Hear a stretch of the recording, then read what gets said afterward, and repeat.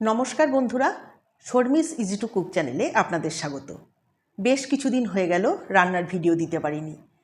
আসলে বাড়িতে বেশ কিছু কাজ চলছে, কিছু রিমডেলিং হচ্ছে, বাড়িতে নতুন রং হচ্ছে, সব মিলিয়ে একটু ব্যস্ততার মধ্যে রয়েছি।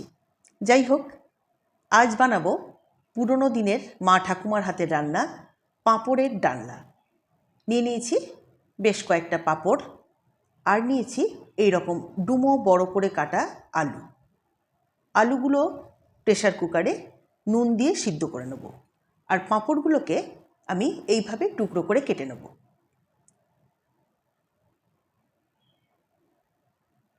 এইভাবে ভাঁজ করলে পরপর পাঁপড়গুলো এমনিই কেটে যাবে।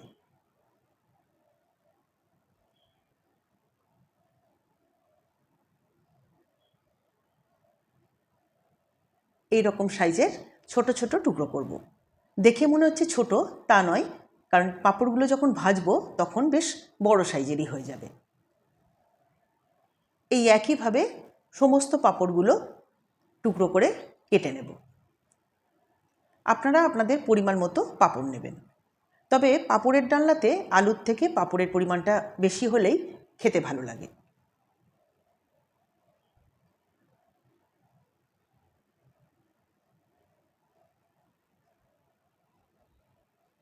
পাঁপড়গুলো সমস্তগুলোই আমি কেটে নিয়েছি এইভাবে টুকরো করে।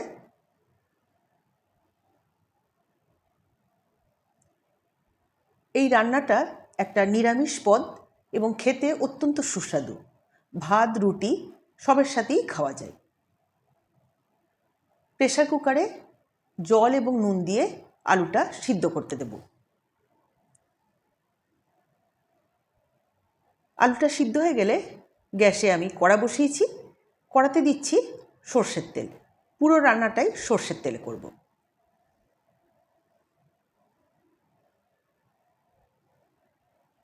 তেল গরম হয়ে গেলে পাঁপড়গুলো আমি এর মধ্যে দিয়ে দেবো এবং একে একে ভেজে তুলব। খুব ভালোভাবে উল্টে পাল্টে সমস্ত পাঁপড়গুলো ভেজে নেব, যাতে কোনোটাই কাঁচা না থাকে। কাঁচা থাকলে পাঁপড়ের ডালনার স্বাদটা ভালো হবে না। এই সময় বলে রাখি, আমার চ্যানেলের যারা নতুন বন্ধু তারা অবশ্যই চ্যানেলটা সাবস্ক্রাইব করে নেবেন এবং পাশে থাকা বেল আইকনটিকে ক্লিক করে রাখবেন, যাতে সমস্ত নতুন রান্না সবার প্রথম আপনার কাছে গিয়ে পৌঁছায়। দয়া করে লাইক এবং শেয়ার করবেন, আর কমেন্ট বক্সে জানাতে ভুলবেন না রান্নাটা কেমন লাগলো। পাঁপড়গুলো সব দিকটাই প্রায় ভাজা হয়ে গেছে। এবার তেলটা ঝরিয়ে তুলে নিচ্ছি। সমস্ত পাঁপড়গুলো আমি একইভাবে ভেজে নিচ্ছি। দেখতেই পাচ্ছেন কতগুলো হয়েছে। এবার যে সিদ্ধ করা আলুগুলো রয়েছে সেগুলো তেলের ওপর একটু ভেজে নেব। আপনারা যদি আলু সিদ্ধ করে না রান্না করতে চান, সেক্ষেত্রে তেলের ওপর ভেজে নিতে পারেন। তাতে সময়টা একটু বেশি লাগবে। আলুটা একটুখানি ঢাকা দিয়ে দিয়ে ভেজে নিলেই আলুটা নরম হয়ে যাবে। আলুটা এভাবে নাড়াচাড়া করে একটু ভেজে নিচ্ছি।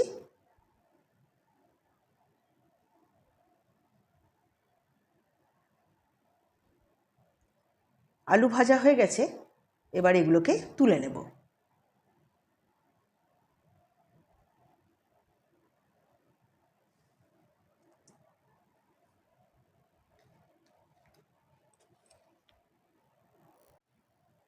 আলুটা তুলে নেওয়ার পর অল্প আরও 1 চামচ সর্ষের তেল দিয়ে দিলাম।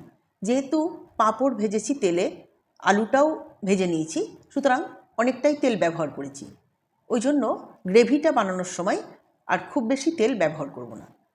তেল গরম হয়ে গেলে দিয়ে দিলাম একটা শুকনো লঙ্কা 2 টুকরো করে, দিচ্ছি গোটা জিরে ফোড়ন, আর দেব একটা তেজপাতা 2 টুকরো করে।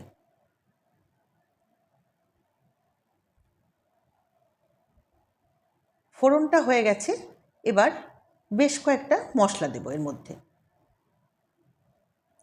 দিয়ে দিচ্ছি কুচনো টমেটো।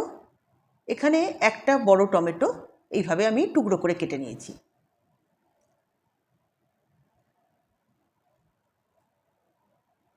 টমেটোটা একটু নাড়াচাড়া করে নেব যাতে এর কাঁচা গন্ধটা চলে যায় এবং একটু নরম হয়ে যায়।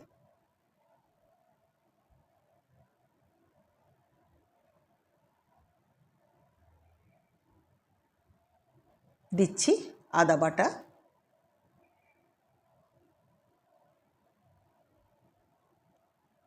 দেব ধনের গুঁড়ো,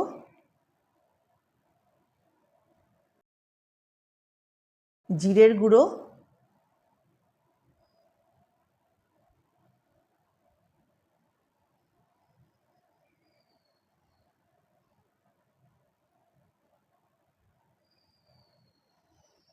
পরিমাণ মতো হলুদ। হলুদের পরিমাণটা অবশ্যই বুঝে দেবেন, খুব বেশি রঙটা হলুদ হয়ে গেলে পাঁপড়ের ডালনা দেখতে ভালো হয় না। এবার পরিমাণ মতো জল দিয়ে মশলাটা কষাবো। জলটা দেওয়ার দরকার এই জন্যই যাতে মশলাটা পুড়ে না যায়, কারণ সমস্ত মশলাগুলোই যাতে গুঁড়ো মশলা, সেই জন্য মশলাগুলো যাতে পুড়ে না যায়। আর একটা জিনিস আপনাদের দেখানো হয়নি, যেটা হচ্ছে আমি এই মশলাটা কষাতে কষাতেই অল্প একটু নর্মাল লঙ্কার গুঁড়ো দিয়েছি। এটা খুব বেশি ঝাল হবে না, কিন্তু স্বাদটা ঠিকঠাক হওয়ার জন্য নুন মিষ্টি ঝাল সবটাই দিতে হবে। আপনারা অবশ্যই লঙ্কার গুঁড়োটা দিয়ে নেবেন, ওটা আমি স্কিপ করে গেছি। দিলাম পরিমাণ মতো নুন। নুনটা অবশ্যই বুঝে দেবেন, কারণ আলু সিদ্ধ করার সময় নুন দিয়েছি, আবার পাঁপড়ে নুন থাকেই। দিচ্ছি পরিমাণ মতো চিনি, কারণ নিরামিষ রান্না একটু মিষ্টি দিতেই হয়। খুব ভালোভাবে মশলাটা কষিয়ে নিচ্ছি। টমেটোগুলো খুন্তির সাহায্যে মশলার সাথে মিশিয়ে নিচ্ছি।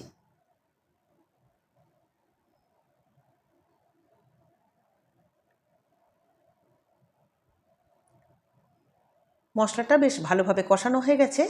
এবার ভেজে রাখা আলুগুলো মশলার মধ্যে দিয়ে দিচ্ছি। আলুগুলো দিয়ে ভালোভাবে আলুটা মশলার সাথে কষিয়ে নেব। আলু কষানো হয়ে গেছে, এবার দিয়ে দেবো পরিমাণ মতো জল। যেহেতু পাঁপড়ের ডালনা, ওই জন্য জলের পরিমাণটা একটু বেশি দিতে হবে, না হলে পাঁপড়ে জলটা টেনে নেবে এবং তরকারিটা পরে শুকনো হয়ে যাবে। দেখতেই পাচ্ছেন যে আমি জলের পরিমাণটা কতটা দিয়েছি। আপনারা আপনাদের পাঁপড়ের পরিমাণ অনুযায়ী জলের পরিমাণটা দেবেন, কারণ পাঁপড়ে জল অনেকটাই টেনে নেয়। ভালোভাবে মিশিয়ে দিলাম। ঝোলটা ফুটে উঠেছে। এবার আমি এর মধ্যে দিয়ে দেবো গরম মশলার গুঁড়ো।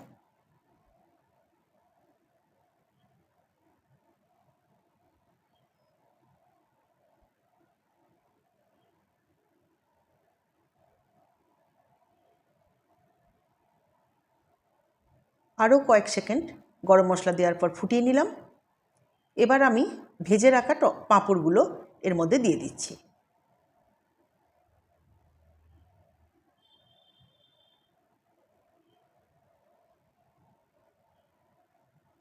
এই গরমে বিভিন্ন রকম সবজির তরকারি তো খাওয়াই হচ্ছে, কিন্তু এই একঘেয়েমি থেকে বাঁচতে যদি এইভাবে পাঁপড়ের ডালনা করেন, সেটা নিরামিষ আমিষ যেদিনেই হোক, যদি এইভাবে রান্না করেন তাহলে মুখের স্বাদ ফিরে যাবে।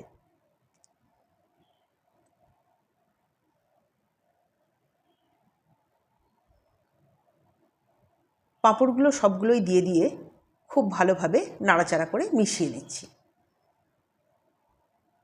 যাতে সমস্তটাই ঝোলের মধ্যে ডুবে যায়।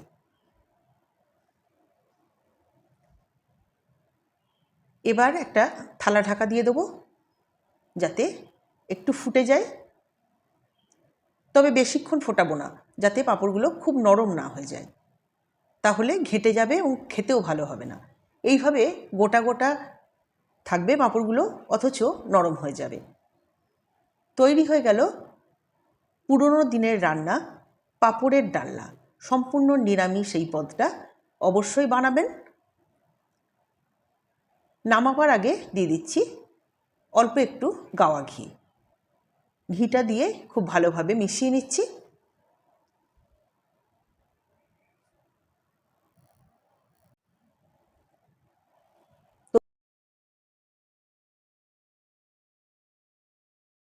তৈরি হয়ে গেল সম্পূর্ণ নিরামিষ পদ পাঁপড়ের ডালনা। এই গরমে খেতে অত্যন্ত ভালো লাগবে এবং সবজির তরকারির একঘেয়েমি থেকেও কিছুটা রেহাই পাওয়া যাবে। অবশ্যই বানাবেন আর আমাকে জানাবেন কেমন লাগলো।